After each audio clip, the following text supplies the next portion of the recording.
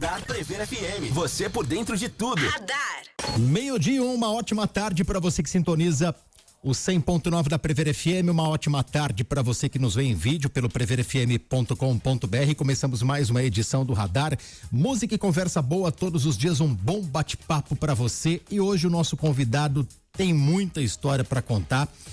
Estamos recebendo aqui o professor Pedro Dias, que hoje é diretor da Associação Atlética Botucatuense, mas é um dos nomes mais famosos da história do nosso esporte, especialmente do futsal. Pedrinho, boa tarde, tudo bem? Muito obrigado por aceitar o nosso convite. Boa tarde, Pedro. Eu que agradeço.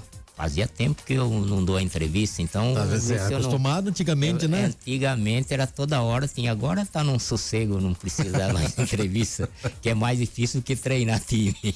Viu? Você ficava sem paciência com entrevista na época boa ou não? Ah, ficava muito.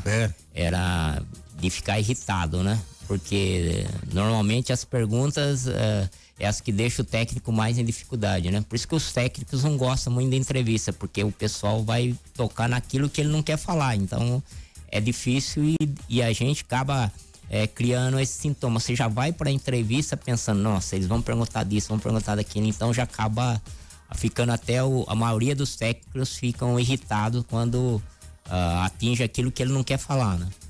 Ô Pedrinho, hoje você está como diretor da Botucatuense? Hoje eu tô na gerência administrativa do clube, né? Então nós fomos convidados pelo Kaká e a gente agora tá olhando um clube já no ângulo de todas as modalidades, na parte administrativa, então é bem diferente daquilo que a gente fazia, né?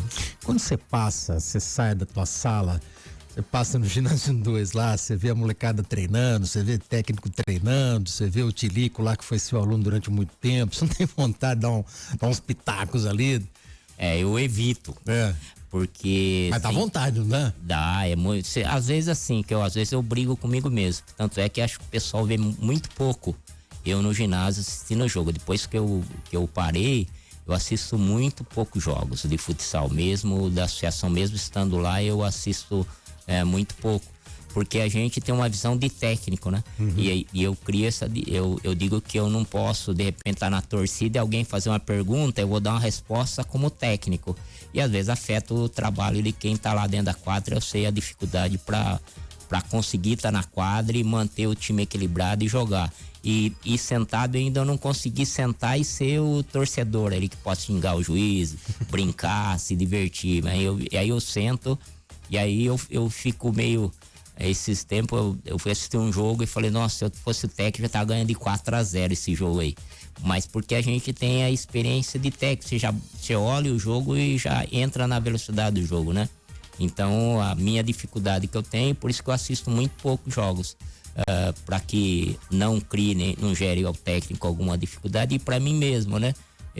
Porque aí eu fico bravo com medo e não quero pegar mais essa coisa de técnico. Às vezes eu sento, não, assim, eu vou ter que dar treino, eu não quero mais isso. Então, eu vejo alguns ex-técnicos que trabalham ainda no futebol, mas que não querem mais saber de sentar no banco. Muricy Ramalho, acho que é o exemplo mais flagrante disso, né? O Muricy tem horror a qualquer contrato que ele assina com o São Paulo, fala, eu vou, mas eu não vou assumir o time. Paulo Tuori, entre muitos outros técnicos. Por que quando você deixa a função de técnico, quem deixa a função de técnico não quer mais voltar? Porque ele viveu o sacrifício de ser técnico, porque técnico você é sozinho, né? Então, um técnico é um desgaste muito grande, porque ele tem que tomar as decisões, ele tem que tomar decisões que são diferentes das que as outras pessoas que dizem que entendem daquele esporte, né? Tá. Então é um sacrifício, acaba gerando assim um desgaste muito grande. E aí quando a gente sente esse desgaste, você começa a pensar, puxa, eu quero, mas vou ter esse desgaste, lidar com... tem gente que fala que é fácil, mas não é fácil lidar com um número muito grande de pessoas, você conhecer individualmente cada um, né? E eu digo que eu parei, não foi por dar treino, eu parei porque eu não aguentava mais desgaste de viagem. Isso que me desgastava muito. Eu começava a pensar, poxa, eu tenho que ir pra Dracena sábado. Então na segunda, na segunda eu já ficava pensando isso. Falei, eu tenho que viajar. Vou dar um exemplo, só no futsal foi 30 anos, fora mais tempo de atletismo, mais o do futebol de campo. Então eu já estava ali com 45 anos de estrada, né? Então para mim era muito difícil, o desgaste. Mas a treino, eu sempre dar treino, para mim é uma delícia. Fala assim, Pedro, vai dar um treino aí. Treino é a coisa mais gostosa que a gente faz. Mas administrar o elenco, viagem, no caso específico do futsal, pai, mãe, isso administrar dá um desgaste muito grande. Sem contar que eles ganham, nós empatamos, eu perco. Exatamente isso. Técnico é isso, né, Pedro? Técnico é isso. Eu, como, na verdade, cada técnico tem uma maneira de ser. Eu, como não fui muito social, eu não era muito social. Eu dava meu treino, se ganhasse eu saía do mesmo jeito, se perdesse eu saía do mesmo jeito. Isso, no começo, alguém acharam um pouco difícil, para mim foi vantajoso, porque eu não mostrava os dentes nem quando ganhava e nem quando perdia. Mas assim, tipo, o que eu via que me deixava mais irritado, você jogava com a GM, melhor time do Brasil, Liga Nacional, os caras eram líder, pô, fantástico. Eu vinha, jogava em Botucatu, nós perdia de 2 gols de diferença. Nossa, é só uma retada. Aí você jogava com o São Paulo, que era sócio, e ganhava de 6, na outra semana você era bom, cara. Pô, mas eu ganhei do time de sócio do São Paulo, eu queria ganhar da GM, que é o time mais, como o conhecimento não era amplo do futsal da época, em Passel e todos esses clubes grandes, ninguém tinha, mas Santo André também tinha time forte, então ninguém conhecia São Caetano, então tinha pouco conhecimento, nem de Liga Nacional, na verdade, né?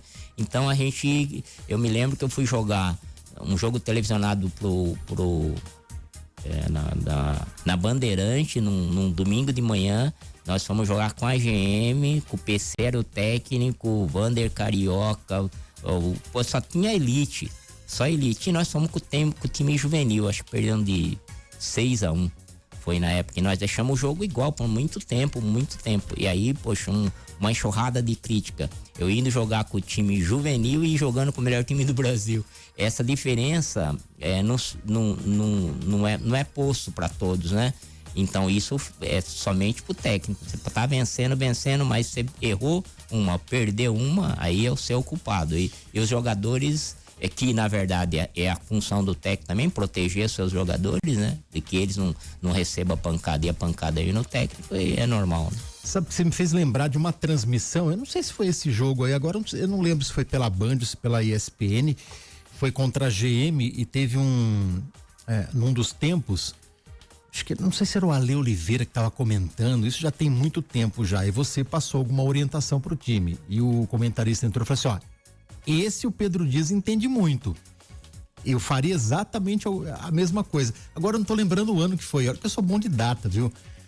Foi final dos anos 90. Eu acho que com o Ale, acho que foi o jogo da Bandeirante. Foi no jogo da Band, então? Da Band, que foi que toda manhã de manhã eles transmitiam. Foi contra a GM, só que a estratégia que eu usei na época, todo mundo ia marcar a GM lá atrás, que era o time que fazia gol mesmo, né? Então, mas eu mudei a estratégia, porque eu tô com um time jovem, eu falei, nós vamos marcar lá em cima, se nós trazermos eles, se a gente marcar meia quadra, eles já são bons, se nós deixar eles à vontade, eles vão dominar o jogo e para a própria televisão é um jogo ruim, porque nós vamos ficar aqui levando goleada. Podemos até levar goleada, mas ele vai ter que mostrar as jogadas dele pro público todo. E nós tínhamos um time muito bom. Era um time juvenil de categoria acima da média. Então eu sabia que se em algum instante, e o PC também sabia, a GM também sabia, se ele baixasse um pouco o sistema de jogo, a marcação, a gente ganharia até o jogo lá, porque nós tivemos 2, 3 chances logo no começo, que a gente estudou todas as jogadas que eles faziam, e 2 jogadas que eles fizeram, caiu no pé onde a gente queria e só não conseguimos fazer o gol. Mas todos depois que foi a transmissão, que era o Alexandre que fazia, né? A transmissão, Alexandre Santos, acho que era o que comandava, ele veio cumprimentar, falou, olha, parabéns pelo que vocês jogaram, com a guarautada que vocês estão aí. E fizeram um jogo desse nível, pra transmissão foi bom e o jogo foi movimentado o tempo todo. E a gente sempre foi assim, né? Eu falo sempre pro pessoal que a gente, nas de base até 16, tinha 5 times grandes. Só que só 3 ia classificar, uma vaga era nossa, então a gente ficava sempre entre os 4 melhores do estado. Então eles sabiam que iam brigar muito. Quando a gente chegava em qualquer lugar desse, sabia, ó, o time de Botucatu a gente não pode abaixar a guarda. E eles iriam ganhar, que a gente sabia, mas na quantidade de jogador, não na qualidade técnica. Ele vai vencer aí faltando 2 minutos, porque nós temos 6, 7 jogadores, não vai fazer o revezamento, ele vai trocar de 5 em 5, mas aí vai dar status para a garotada. E todos os campeonatos, quase sempre a gente teve um artilheiro, mesmo jogando uma Série Ouro, mesmo sendo um campeonato dificílimo. Ô Pedro, o futsal, esses dias eu tava vendo um vídeo da Copa de 86, eu vi alguns vídeos da Copa de 82, depois metade desse time na Copa de 86, e a gente percebe claramente, mesmo eu não sendo técnico, né, mas eu percebo claramente que o futebol mudou, futebol de campo, né? Velocidade, transição. O futsal, ele muda drasticamente também ou não? Muda. O futsal houve uma mudança, acho que até maior do que o futebol de campo. Futebol de campo, porque o futebol de campo mudou a velocidade. Sim. Né? A gente pode falar o sistema de jogo, né? 4-4-2, você criar 4-3-3, você pode criar o sistema que for. Mas o futsal passou uma coisa que a gente, no tempo da gente aqui, a participação dos 4. Isso não existia. Você tem uma ala direita, um fixo, uma ala esquerda e um pivô lá, né? De referência, bola nele, você desce e bate. Hoje não tem como. Os 4 jogadores têm que saber todas as funções e velocidade no mesmo ritmo, não tem. E cada dia mais eles põem que não pode a bola parar. Então o campo está tentando fazer isso agora, né? Criar algumas regras para goleiro não deixar a bola parada, lateral não ter a bola parada. Mas isso no futsal é uma coisa normal. Mas a mudança, para mim, olhando de fora hoje, é a participação de todos os jogadores, sem posicionamento, né? É claro que o técnico ele vai passar isso para os caras quando cair pivô, a função de cada um ele vai passar, mas não tem uma pessoa específica para fazer isso. Quem tem isso, até porque também não existe mais aquele cara, o pivôzão lá que joga a bola para ele e segura todo mundo. Hoje todo mundo. Que nem o Choco, né? Lembra do Choco? Isso. O Gu de Botucatu, nós jogamos em função do Gu muito tempo. Que era ele correspondia, né? Ele dava o resultado que ele disse, mas você tinha que montar o esquema para ele jogar. Tá. Então você tinha que ter 2 alas, dois fixos no time, um armador só, para que esses possam compensar. Eu vejo o sacrifício que o Fadel fez a vida inteira, porque enquanto jogou com o Gu, ele teve que sacrificar e fazia os gols ainda. Mas aí eu tinha que ter dois homens com mais características de fixo, né? E um armador só, né? Hoje você tem time que põe 3 armadores e joga tranquilamente. Mas no tempo da gente, a gente tinha que sobreviver fazendo o time jogar em função de um jogador. Hoje já dificilmente um técnico de futsal faz um time em função de um jogador. Ele tem que fazer o sistema de jogo prevalecer. Ô Pedro, você consegue montar a seleção de todos os tempos que você treinou ou não? Não, é difícil, porque eu treinei, eu digo assim, quando falo isso pra mim, eu posso escolher 10 jogadores, mas escolher 5 jogadores que está jogando. Pode montar 2 equipes então, vamos lá. Goleiro. Qual foi o melhor goleiro que você treinou? O que conviveu mais comigo, Buzuca. Porque o Buzuca a gente conviveu desde da base, então a gente viveu muito tempo junto, então as características dele e as bolas que ele já defendeu, o Buzuca, mas tem o Lombriga, porra. O Lombriga vai pro time B. O Lombriga vai pro B. Não, time B não, vai ser pro segundo time do Pedro, pra seria troca. A primeira troca, ele teria que fazer o Lombriga. Aí os 2 alas.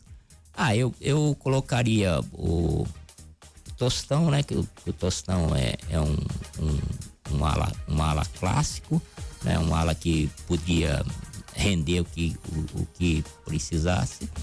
Colocaria um ala, ele é pivô, mas colocaria como um ala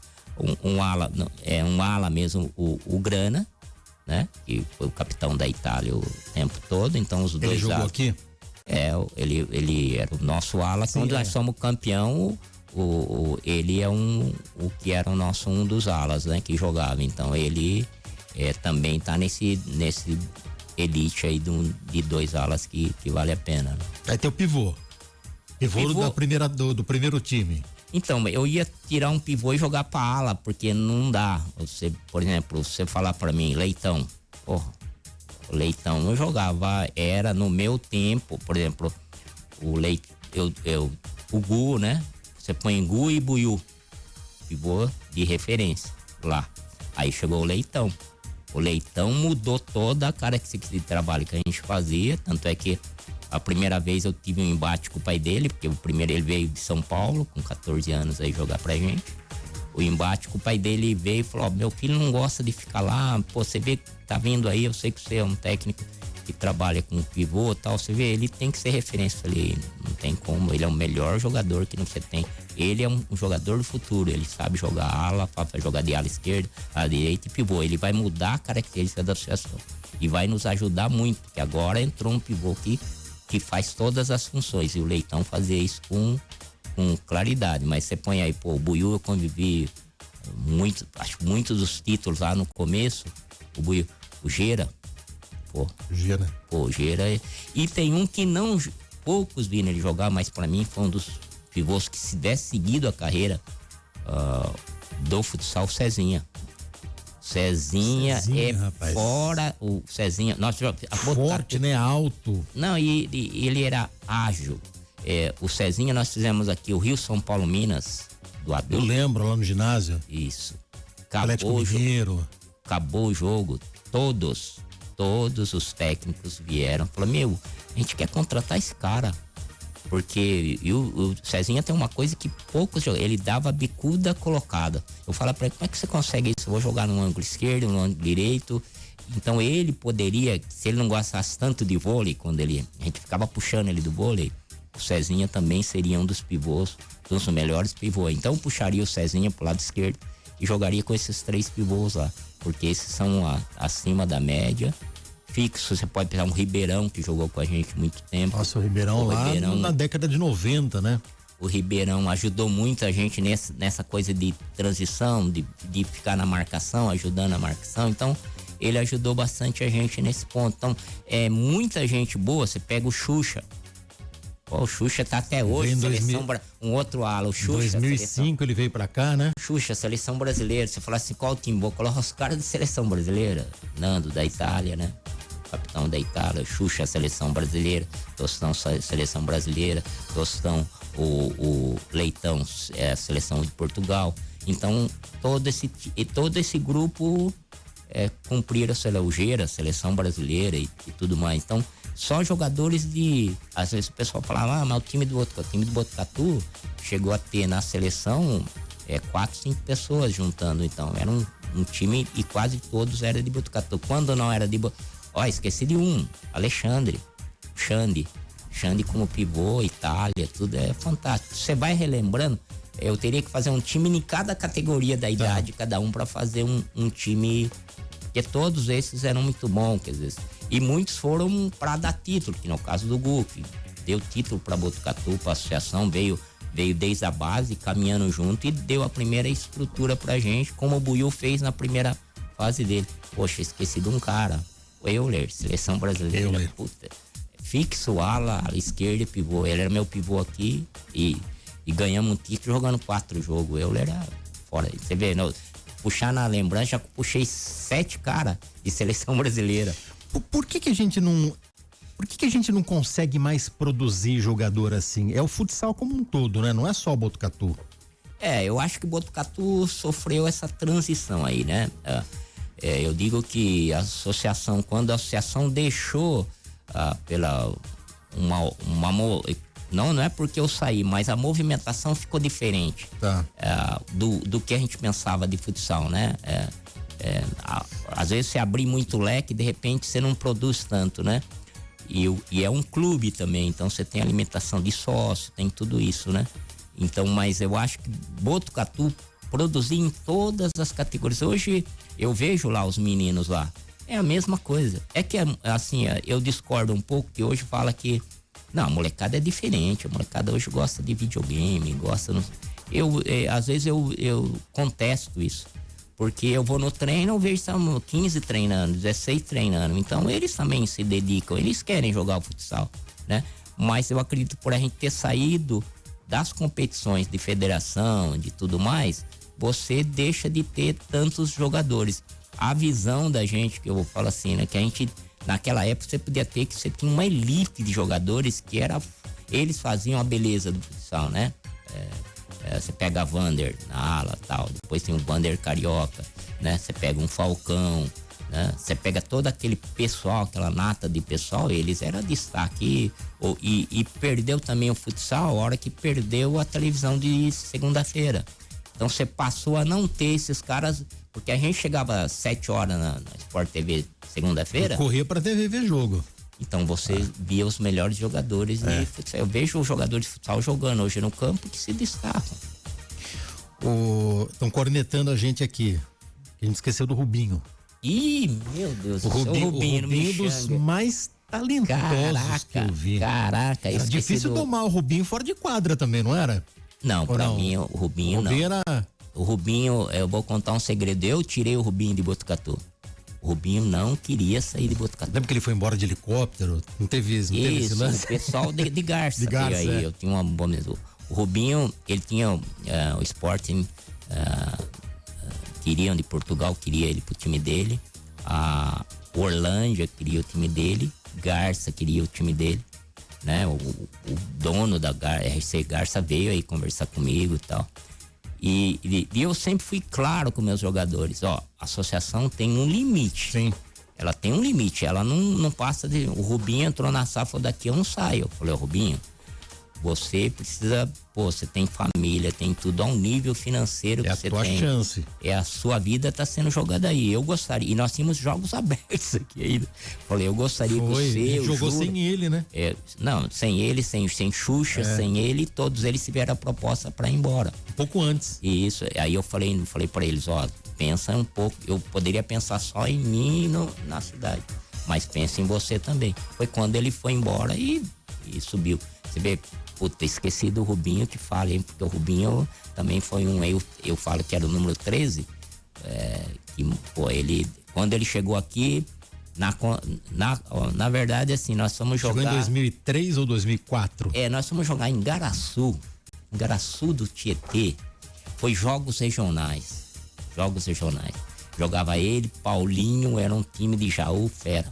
E nós tínhamos um time também que era nossos times sempre foram competitivos por disputar a federação. Então a gente sabia que os jogos jornais, quando ganhamos o primeiro em Garaçu lá atrás, que era Bauru, depois começaram a ganhar tranquilamente os jogos jornais, fomos fazer em Garaçu e foi a final. Um jogo pauleiro, conseguimos ganhar, mas final do jogo nós e Jaú era briga no final, porque o jogo era equilibradíssimo, eles o individual e nós com o coletivo. Então eram as duas brigas que tinha. Ele, Paulinho, né? Rubinho e Paulinho. Paulinho também que jogou pra nós. Nossa, então demais. era os dois jogavam muito e nós ganhamos o jogo. E o Lombriga, pra variar, no final do jogo dá aquele... então tivemos que sair correndo pro ônibus. Eu me lembro, a mãe do Rubinho entrou no ônibus. Procura, a mãe do Rubinho era forte, subiu no ônibus, eu primeiro no ônibus, ela subiu e... Ok, meu filho, falei, pô, você era a mãe do Rubinho? Põe esse moleque jogar pra mim. Se ele jogar pra mim, ele não vai ser o jogador de Jaú, ele vai ser jogador do Brasil. A mãe dele queria brigar, parou. Mas ele pode ir pra Botucatu? Pode. Depois eu converso com ele. Traz ele pra Botucatu, que a senhora vai ver que não vai brigar mais com ninguém, nós vamos ganhar mais fácil. Assim que você convenceu a mãe? A mãe dele voltou, aí o Rubinho tive que fazer o convencimento, porque o Rubinho recebia as coisas assim lá de Jaú, né? Era o destaque de Jaú, recebia o uniforme legal, Nike, tênis e tal. Aí eu chamei a ele e falei, Rubinho, pô, você pode sustentar sua família, cara, porque o que você joga não precisa disso. Você não precisa, você precisa de um time que dê destaque, saia daqui do nosso local, jogos jornais, assim, você vai ser um... E ele cumpriu tudo isso. Ele veio pra Botucatu, virou um xodó da torcida, porque ele era muito bom. A gente ia jogar nesses lugares, os caras falavam, pô, você não tira esse cara aí, ele só dá trabalho pra gente. Falar, não vou ter. E ele falava, o Pedro, tem que sair. Eu falei, não, tem que cair. Porque ele era fantástico. Eu ponho, por isso que eu falo que tá vendo? Eu quis dar um parecer que eu não fazia há muito tempo. Porque eu sei que eu vou acabar esquecendo que na época deles, os 5 jogadores da associação sempre foi os melhores, tanto estadual, mas sendo estadual, os melhores do Brasil, porque São Paulo tinha os melhores times de futsal. Depois que veio os outros, mas São Paulo sempre teve os melhores, né? Bom, o Pedro vai tomar uma água aí, enquanto eu quero falar da Igor Peixaria. Se você está procurando peixes e frutos do mar de qualidade aqui em Botucatu, uma dica muito especial é a Igor Peixaria. Lá você encontra peixes sempre fresquinhos, selecionados, com muito cuidado e prontos para fazer a diferença nas suas refeições. Além de saborosos, os peixes formam uma excelente fonte de proteína em ômega 3, levando mais saúde, levando mais qualidade para o dia a dia da sua família. E o melhor, na Igor Peixaria você encontra variedade, atendimento de confiança e aquele cuidado de quem realmente entende do assunto. A Igor fica da Tenente São Francisco, 386, Vila dos Lavradores. Agora, você pode fazer as suas encomendas. Tem o WhatsApp 99781-2200. Vou repetir, 99781-2200 ou 3361-6010. Passe na Igor Peixaria e descubra por que ela é referência quando o assunto é peixe fresco e frutos do mar. Igor Peixaria, amor de família pelo seu pescado. Nosso convidado hoje é o professor Pedro Dias. Falamos de tantos jogadores. Agora, por que o Pedro Dias nunca... antes da gente começar a entrevista, eu lembrei do Zé Savini, que costumava falar. O Zé Savini, presidente da Botucatuense nos anos 90, né? Ele pegava cada vitória. Esse é o meu Luxemburgo, que era o Luxemburgo, era o principal técnico do Brasil na época, né? Por que o nosso Luxemburgo nunca saiu daqui? Porque eu sou devagar pra sair da cidade, né? Convite não faltou. Não, quando teve o Rio São Paulo Minas, por exemplo, acho que o primeiro jogo, ou nós goleamos o Vasco, ou goleamos o Flamengo.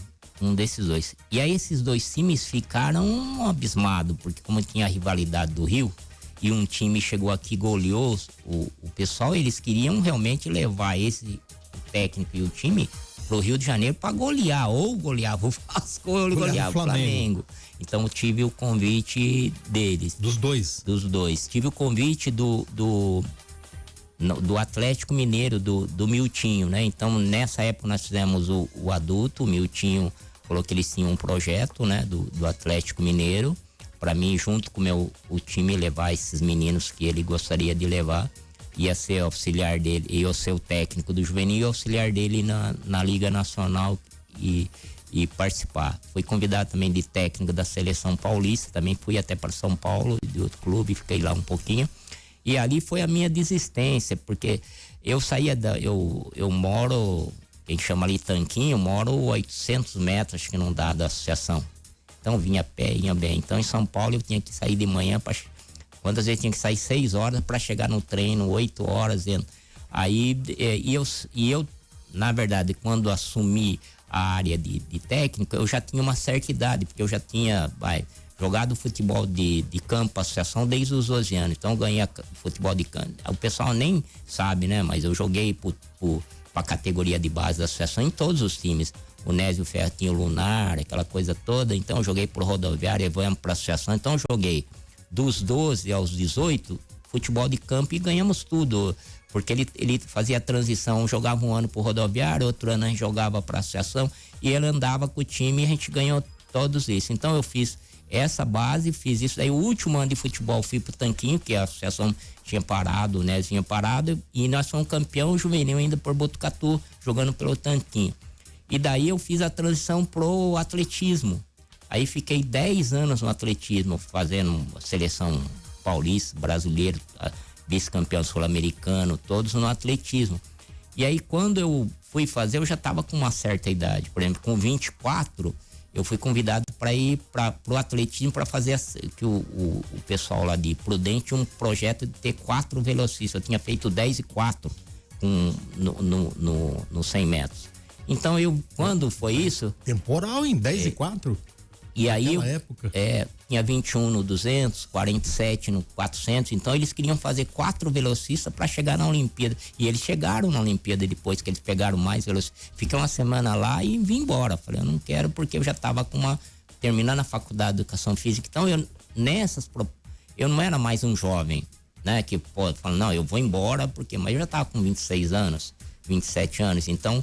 Naquela época já era mais uma idade avançada, né? Hoje em dia não, né? É isso. Porque nessa idade eu pensei comigo, pô, eu sou técnico, já com 20, eu vou lá, de repente não dá certo, tem que voltar, e aqui eu tô super tranquilo. E nesse dia também foi quando a associação me chamou e fez um acerto salarial, na época muito bom, na época que o Flamengo chamou o pessoal, e eu ponderei o seguinte, eu tô em casa, tô bem aqui, tem uma escola, porque iniciei uma escola aí, que é a escola do Super Zé, que na época nós começamos. Então tinha toda uma estrutura voltada que eu montei, né? Junto com os grupos de diretores, montamos essa escola de futsal. Aí eu ficava sempre naquela, poxa, eu vou embora? Não vou ficar aqui mesmo. Eu tinha um bom local de trabalho, vivia tranquilo, jogava o que eu queria fazer. Então eu sempre não aventurei, mesmo tendo convite dos caras de ponta, que nem o Miltinho insistia muito, porra, você vai, porque aí o Miltinho brigava assim, dentro de quadra, um cara que faz gol e um cara que defende bem. Ele era 100 anos na minha frente na marcação, mas eu era bom no ataque. Então ele colocava o time, eu falei, eu vou fazer gol no C. E ele ficava danado e eu ia lá, a gente fazia o gol. Então a gente ia dar certo. Ele falou, nós dois juntos vai dar um grupo muito bom. Mas eu nunca me arrisquei. Sempre procurei ficar aqui e não me arrependo, né? Eu falo, mas de modo algum, pô, hoje eu tô com quase 70 anos, vivendo bem, tranquilo. E talvez eu veja o meu time que já faleceu, mas eu vivi um pouco com esses caras. E esses caras tinham uma atenção muito grande, porque ele leva não só o atleta, ele leva a família do cara, ele é responsável pela estrutura toda. Poxa, um jogador dele ganhava 50, 60 mil, mas acabasse o patrocínio. Ele pegava o time inteiro, leva lá pra Minas. Poxa, mas você imaginou a cabeça do cara, como é que é não ter, além de ter o resultado dentro de quadra, tinha que manter toda a estrutura em volta na função do técnico. É ele que contratava, ele que tinha. E era triste chegar lá e falar, acabou o patrocínio, você vai fazer o quê com todas as famílias que trouxe pra cá? Então a atenção desses caras, eu olhava pra eles e via que, pô, os caras sofrem muito, mano. Eu sofro aqui com torcida, com coisa, mas esses caras sofrem muito internamente, porque a cabeça desses caras tem que não pira, porque, pô, como é que é a responsabilidade de você levar uma família inteira pagando bem e amanhã você fala, ó, acabou o patrocínio. Então isso me chateava muito, eu me preocupava muito, eu pensava em mim, falei, eu não tenho cabeça pra aguentar isso, chegar lá e falar, acabou o patrocínio e... O que eu vou fazer agora? Isso, tem que demitir todo mundo, voltar pra casa, isso ia fazer um mal pra caramba. Eu acho que eu estaria igual o Miltinho, o pessoal que sofriam muito. E aqui, bem ou mal, você tinha o seu emprego, porque a Botucatuense nunca ia acabar com o futsal, né? Isso, porque na verdade a gente tinha uma estrutura de futsal muito grande, quer dizer, você tem uma escola com bastante gente, as equipes, eu, pelo menos enquanto eu fui técnico, nunca ficou um ano sem um título. Era básico, em 7 categorias, a gente ia ganhar. Ou ganhar os jogos jornais, ou ganhava o Paulista, jogava a TV, que aquele tempo era o auge nas competições, a gente ia ganhar. Então, eu sabia que era tensão, mas eu confiava que sempre com essa estrutura montada na associação, eu ia ganhar um título todo ano. Então, eu me mentia bem nisso, né? Não que não tinha sofrimento, tinha tudo isso, mas como eu vivia pelo resultado, né? Eu na associação já fui demitido umas 5 vezes. Na última hora ganhava o título, aí falou, tem que manter esse cara chato aí era mantido lá no comando do time, né? Qual que é o título que você mais comemorou na sua vida? O mais que você fala dos títulos e dá uma impressão de que você nunca menosprezou nenhum. Paulista, regionais, abertos, seja qual for o título, você encarava todos com a mesma seriedade. Teve algum que você falou, puxa, esse daqui eu fui contra tudo, contra todos, eu ganhei, eu vou lembrar pro resto da minha vida. Dentre muitos que você já ganhou. O que mais me faz lembrar sempre, assim, eu digo pessoal, não o título como em si, né? Porque eu ganhei muitos títulos. Foi o que eu ganhei em São Manuel, quando eu ganhei os Jogos Jornais, quando veio o Xande e o pessoal. Por que eu digo isso? Que ano foi? Isso aí você me pega, eu não me lembro. É o tempo que tinha o deputado, né? Que ele veio até, acho que... O Milton Monte? Isso. E fez os Jogos Jornais, quem sediou foi e ele estava na final. Eu digo que impactou pra mim porque eu tava ali se preparando, tal, e um dia antes do jogo, na semi, visualizei um rapaz que conhecia, um técnico de Piracicaba que não conhecia, o Luiz. Fui lá cumprimentar ele, tava conversando, falou, eu vou ser o técnico da associação.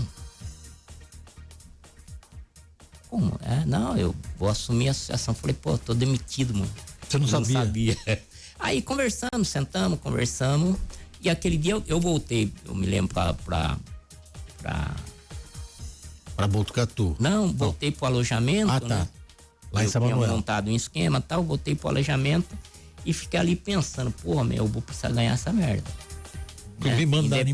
Me mandaram embora, eu não tava sabendo. Independente disso, informalmente já soube ali e tal, e fui pro jogo. Aí, por isso que eu falo que eu valorizo as pessoas, né? Eu me lembro que a gente chegou, nós íamos jogar com o time de São Manuel, que jogava a Série Ouro, e com o time principal, certo? E eu tava com o juvenil, com alguns contratados, começando aquele trabalho de contratar. Uhum.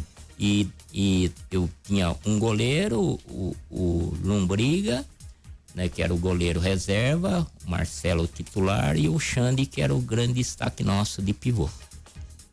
Aí eu, uns dias antes, combinei com o time e falei o seguinte, ó, esses caras jogam a Série Ouro e nós vamos jogar nessas quadrinhas, não vamos jogar o que nós jogamos. Põe a bola no pivô, ele rola pro lateral, nós fazemos gol, vamos ganhando o jogo de boa. E só vamos deixar para jogar tudo quando chegar na final, para eles descobrirem que tem mais que fazer. Como eles vão relaxar e vão assistir o Jabim. O famoso esconder o jogo, o torneio todo. Isso, só que um dos meninos, um dos goleiros jogava com o time e contou a estratégia pra ele. Você tá brincando. Bom, aí, pô, lá. Que cagou? Quem que era o cagão? Deixa pra lá. Só porque eu pus o Danilo de titular e ele foi pro banco. Eu contratei ele, só que ele foi pro banco. O Danilo era novinho, mas o Danilo tava voando, o Lombriga, né? Então pus ele, contou o que eu fiz, cheguei lá, mandei embora do alojamento. Embora. E ele é muito, muito parceiro do Alexandre, do Xande. E eu fiquei pensando, porra, vou precisar. E eu tava preocupado mesmo com o técnico lá sentado e o Miro tava fazendo um tratamento no Xande. Naquele tempo nós fazíamos tudo. E o Miro era o médico do time ali no tornozelo dele. Eu considero o Alexandre por causa disso. Ele olhou, um cara experiente, ele jogava pra Eletropaulo. Ô, professor, tá meio cabisbaixo aí? Como é que tá? Eu falei, pô, amanhã é um jogo difícil, cara. E esse jogo eu preciso ganhar. Ele falou, não esquenta a cabeça. Eu joguei com eles.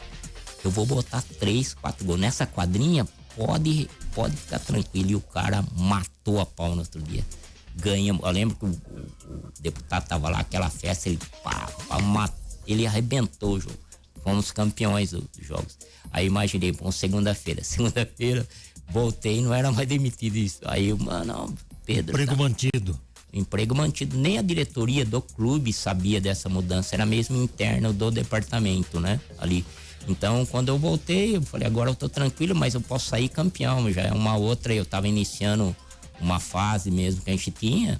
Então, isso aí me marcou muito, porque não era o título em si, era a minha posição de técnico, né? Porque, na verdade, existia uma coisa interna, porque eu exigia algumas coisas, tipo, não, o time vai jogar uma final, eu quero ir antes, eu não vou esperar o ônibus aqui, juntar com torcida e viajar com torcida. Então eu era muito, nessa coisa eu não negociava as minhas coisas de jogador e time, eu não negociava.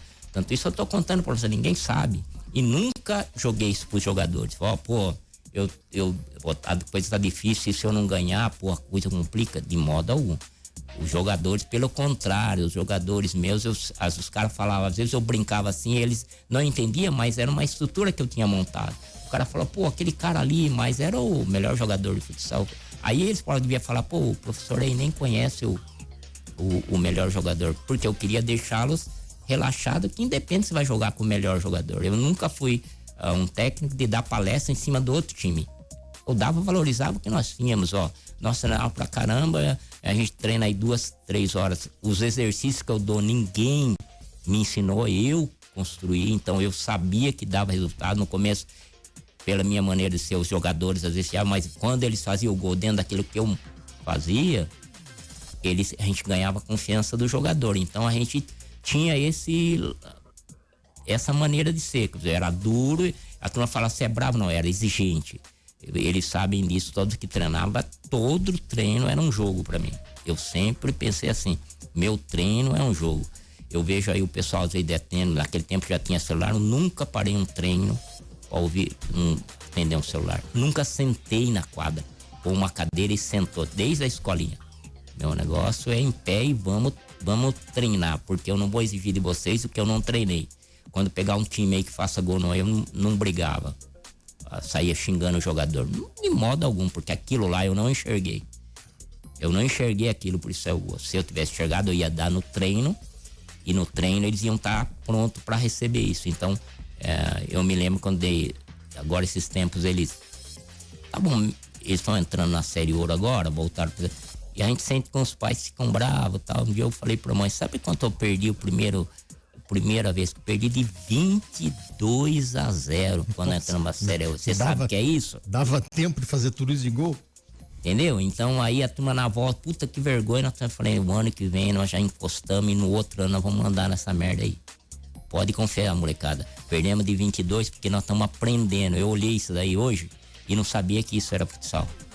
A hora que eu voltar pra lá, você vai ver se a gente não joga igual isso daí. Então foi a vida, eu pontuei muito isso, assim, ó, jogador meu não vai perder de cabeça baixa.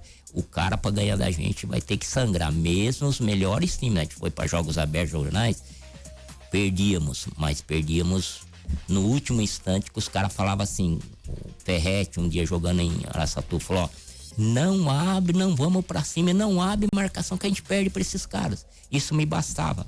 Um técnico de seleção brasileira falar isso. Não abre esse time, joga fechadinho, não vamos abrir que ele vai ganhar da gente. Isso valia a pena. E em Botucatu era terror puro, não ganha.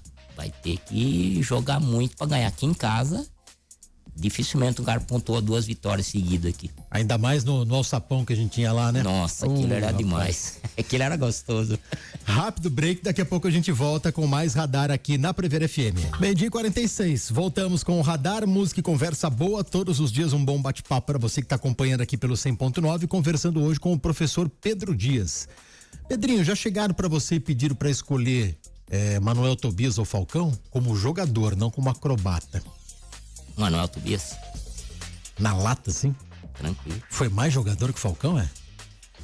Ele não era espetacular igual o Falcão. O Falcão é espetacular. É um cara que, pô, faz mídia, faz tudo, mas Manuel era eficiência. Pra mim, por isso você tá perguntando com um técnico, né? Pra mim era Manuel. O Manuel era, pô, ele fazia as coisas junto, ele fazia o time jogar. Ele não era o destaque, sempre foi o melhor jogador do Brasil, da época dele, né? Mas o Manuel, ele comandava o time, tinha eficiência, equilibrava o jogo. O Falcão chegou numa época fora de série. O Falcão é gênio, no futsal, faz coisa com a bola que acho que quase ninguém faz, né? E são épocas diferentes também. Mas eu como técnico, pô... Tivesse que escolher um... Era o Manuel Tobias. Eu escolheria o Manuel Tobias. Hoje, talvez escolheria o Falcão, porque o Falcão traria patrocínio.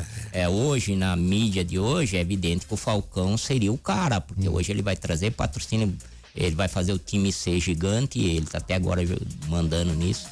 Mas, como jogador, como técnico, como jogador, eu gosto do Manuel. Você conheceu os dois? Conheci os dois. Convivi um pouco com o Manuel também, por isso que eu falo assim que eu talvez seja mais isso, porque o Manuel é mais não vou falar que mais humilde, porque cada um tem a sua maneira de ser. E, por exemplo, eu digo isso porque aqui o Manuel, em Botucatu, o Manuel Tobias jogava pro Vasco, e o Serginho, se não me engano, era o goleiro, e ele não tava fazendo os gols. Ele chegou umas 2, 3 vezes no gol. E nós fomos jantar na cozinha piloto, por isso que é a humildade. Ele sentou e falou, porra, meu, você viu lá, eu tô errando o gol. Você vê, puta chute, o cara defende pra caramba. Aí eu me lembro que eu falei isso pra ele, o dia que você errar o chute, você faz, porque vocês treinam junto, tá indo junto, e a velocidade é a mesma. Se você errar um chute, talvez ela entre. Depois ele veio e é uma pessoa que sabe, um cara do nível dele, já tinha sido o melhor do mundo, um técnico de Botucatu, ele convivia com os melhores técnicos do mundo, né? Vai perguntar para um técnico de Botucatu por que ele tá errando um gol. Tá chegando lá, tá batendo no cara e não tá entrando. Então talvez a escolha do Manuel seja por esse lado, sabe? O lado cara mais humano também. Isso, sabe? Um cara chegar em você perto deles, a gente não era nada, né? Em termos de futsal, a gente tá promovendo um evento aqui, tá bom? Então, ele chegar pra você num jantar e falar, pô, eu preciso fazer gol e não tô conseguindo, o que você acha? Então isso te deu assim, poxa, por que esse cara vai perguntar por um técnico que não tá nem no nível, na época eu não era nenhum técnico conhecido nacionalmente, conhecido mais aqui regionalmente, depois que a gente foi ganhando o título, que de repente todos eles começaram a pegar amizade, às vezes a gente tinha algumas inexperiências de finais, eu, por exemplo, fui chamado a atenção lá no Corinthians, num quadrangular, depois concordei com o Azeitona, que depois faleceu, com o técnico do Corinthians, tá jogando nós e Corinthians, acho que tava 3 gols de diferença, que era nós e GM disputava o juvenil, e nós estávamos ganhando acho que 3 gols de diferença do Corinthians, faltava 20 segundos, tô ganhando 3-0, pedi tempo. Mas não fiz intencionalmente. Tá. Mas depois eu entendi, o técnico e o Azeitona, que era o diretor do Corinthians, me chamaram e falaram, ó, você não pode fazer isso. Pô, você tá ganhando de 3-0. O que em 20 segundos nós vamos virar o jogo? Humilhado do Corinthians? Eu sei que você entrou, mas não faça isso, porque você quebrou tudo nós. A hora que você pediu tempo, nós vamos ficar 1 minuto aqui. 3-0 para vocês, jogo finalizado, uma quadra de 40/20, e você pede tempo, mas não foi com a intenção de fazer isso. Mas é pela inexperiência. Poxa, vou parar esse jogo aí, beleza, mas a gente depois vai crescendo com esse outro nível de pessoas que sabe que muitas coisas dentro do meio precisa ser conciliado, né? Pedrinho, falando agora nessa reta final, e tá acompanhando a Copa ou não? Tenho assistido jogos, eu gosto de assistir praticamente quase todos os jogos da Copa, né? Lá na salinha tem uma TV, a gente dá uma olhadinha, uma beliscadinha nos jogos. Assistiu o jogo de lá ontem? Não, assisti em casa. Até o Cacá me falou, Pedro, você vai ficar falando, eu vou pra casa. Eu gosto de assistir mais tranquilo, o pessoal gosta, né, do barulho, daquela coisa, eu gosto mais de... Eu também, eu prefiro ficar quieto na minha. Quieto lá. E assistir o jogo e torcer do jeito da gente, né? Então, mas assistir em casa, acho que o Brasil tá no caminho certo, tá evoluindo, eu acho que numa competição desse nível e tiro rápido, o time tem que crescer, a gente não foi com um time... nem definido quem joga, né? Não tinha um time, né? Isso. E hoje nós temos um melhor técnico do mundo, talvez seja ele. Então é uma visão tremenda. Então, a gente que olha só pelo lado técnico, eu acho que o Brasil está evoluindo, mas a gente vai ter muita dificuldade. Tem times prontos lá. E o nosso está crescendo na competição. Dá a impressão de que a gente chegou sem um time e vai sair da Copa, independentemente da fase, sai com uma espinha dorsal. Para ele fazer um ciclo todo com o time montado, né, Pedro? Para chegar na próxima Copa com um time ali, com uma personalidade, como é a França, né? Isso, e você tá entregaram na mão de um técnico conhecedor, né? Porque ontem ele bateu em todo mundo, né? Porque, põe o Hendrick, pô, ele tinha o Hendrick guardado para ele a hora que precisasse, né? Quem colocaria os dois? Tira Casemiro, eu também tava em casa, eu também. Tira esse cara daí, esse cara, olha isso. Fez o gol. Por isso que eu levantei às 6 da manhã para trabalhar, ele tem 5 Champions, né? Exatamente. Essa é a diferença. Mas você acha que ele teve mais sorte ou faltou? Teve sorte ou juízo ali? Ele teve conhecimento. Conhecimento. Por que você manteria o Casemiro?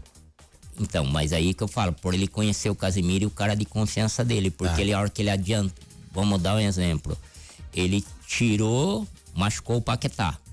Quem passou a ser armador do time foi o Gabriel, porque o Gabriel passou a ser armador quando ele tirou e o Japão foi para trás ele não precisava mais ter a transição, ele precisava que essa bola só chegasse lá, porque a transição ele precisaria do Paquetá se o time continuasse lá na frente. Como ele estava 1-0, a linha dele foi lá para trás, Então ele não precisava mais, saiu machucado. E aí a opção, ele fez assim, eu não preciso mais de um meio, eu preciso de um homem lá na frente. Aí ele já matou todo mundo que diz conhecedor, o Hendrick, que todo mundo pedia. Mas ele tinha um trunfo na mão, aí é de técnico, pô, eu vou botar esse moleque pra jogar, eu tenho um moleque aqui, ele enxerga igual a todo mundo, mas a hora certa eu ponho o cara, o Martinelli, aí ele tem que, aí que eu falo de conhecimento, ele vai botar entre linhas o Martinelli, que já joga com o Gabriel, os dois são do mesmo time, então a hora que ele adianta o Gabriel, Casimiro foi lá pro fundo, já não precisava ficar correndo atrás, foi jogar, que ele já tinha feito um gol. Quem não lembra, o Casimiro já fez uns 2, 3 gols naquela posição, jogando a bola pra dentro. Acho que foi até contra o Japão mesmo, outro amistoso que fez, ele fez gol assim também. Então ele tinha um cara que sabe fazer o cruzamento. Na última Copa ele fez um gol assim.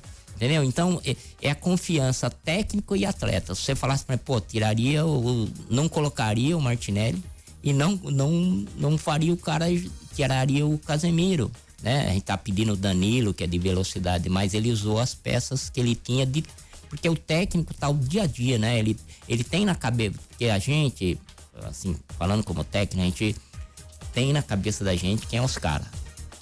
No futsal tem isso. Também tem, você bate o olho, porra, eu, por exemplo, ficava estudando em casa, eu sabia o time, que eu sabia nome por nome, o que eu tinha que fazer, com quem eu vou jogar, e aí você tem um cara de confiança seu.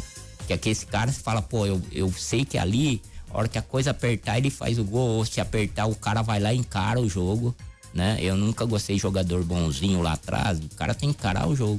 E isso é do cara, por isso que a turma fala, ele tem sorte, não tem não, ele tem conhecimento, tem estratégia, poucos perceberam, mas eu analiso assim, por isso que eu falo que o técnico tem que ser um cara que sabe alinhar grupo. No jogo que o Neymar ia entrar, eu acho que ele perguntou pro Vinícius. Vinícius tinha feito 2 gols, ele foi e perguntou no momento lá da hidratação, né? Ele perguntou, vou te tirar. Você percebe que o Vinícius fala pra ele assim, tipo, não, louco, que é isso? Porque no mínimo ele foi pro Vinícius e falou, o Neymar vai entrar, vai descansar agora, você já fez gol. E é nítido, quem a gente que é técnico, é nítido que ele encostou, porque é o cara dele, é o cara de explosão, o cara que domina o jogo, ele foi no Vinícius, eu acredito que ele falou isso, eu vou tirar o Neymar lá, tá, o Vinícius você vê que ele tá tomando água, ele já toma uma posição, tipo assim, não posso sair, tá 2 gols, fazer o terceiro, o cara vai entrar, você percebe que aí ele volta e o Vinícius não sai o tempo todo, isso eu digo assim, é o cara que tem o grupo na mão. Quer dizer, ele não vai mexer com o cara dele e falar, vou tirar você e pôr Neymar, o cara sai meio de bico, como o técnico do Real Madrid fez com o Vinícius lá, que brigava toda vez. O técnico foi lá, ele largou todo mundo e foi no cara, você fez 2 gols, tal, eu vou pôr o Neymar, entendeu? Você percebe que o Vinícius mudou na hora. Muda a reação, a feição, muda a atitude. Tava tomando água, ele fez, não posso sair agora. Entendeu? E aí ele o Neymar pôs todo o time, mas não tirou o cara. Então aí o cara veio pro outro jogo voando, por isso que ele hoje joga na seleção. Porque essa confiança entre técnico e jogador, ele tem o Casemiro como organizador, que deve ser o cara ali do vestiário, que deve chamar todo mundo. Gente, não fala isso, junta aqui, vamos... Como é o Danilo também, né? Isso, entendeu? Que é outro de confiança dele. Isso, por isso que eu tô acreditando que o outro ciclo nosso vai ser... Se manter, a CBF manter como técnico, o nosso ciclo é que aqui o Brasil é duro, perder um jogo a turma cai matando, né? Mas o nosso ciclo, o próximo ciclo da Copa vai ser fantástico. Você pega essa molecada, aí essa molecada, o Danilo aí do meio de campo do Palmeiras, ser o cara de confiança dele, mais a molecada tá assumindo, o menino que machucou também não vai indo pra Copa. O Estevão. Isso. Olha o que também tá no banco, que não jogou, que era o que entrou também no Ryan, que entrou no lugar dele. Imagine esse time na mão de um cara que pode bater no peito e falar, deixa comigo eu resolvo o problema. Com tempo de trabalho, né? Isso, então é fantástico. Acho que a gente só tem aqui, eu tô com uma boa pretensão, assim, uma boa visão de que no próximo ciclo a gente vai ter um timaço. Olha, vai faltar hora para tanta conversa. Pedro, obrigado pela tua presença aqui, pelo bate-papo, pela resenha, pelas lembranças aí. Lembramos de muito jogador, hein? Então eu só Muito quero craque. pedir desculpa aí, você me pegou, né, pra falar um time, mas ficou um monte de gente que tá me xingando aí, né, os dois que é meu técnico lá, o Tilico, o Ih, eles estão lá na Itália, eles não não escutaram, ouviram, mas tem um monte aí que já tá me xingando, pô, eu sacrifiquei pra aquele cara lá e ele me esqueceu na hora da entrevista, então perdão pra esse pessoal, mas a gente Até- não lembra de tudo. Até do Fadel a gente lembrou, pô. Exatamente, tá bom? Então, muito Pedro, obrigado e a gente tá sempre à disposição pra... Hoje nós estamos contando história só, porque a gente já não tá mais dentro de quadra e foi um prazer falar com você. Valeu, Pedro Dias, Pedrinho. Bom, Radar Prever FM. Você por dentro de tudo. Radar.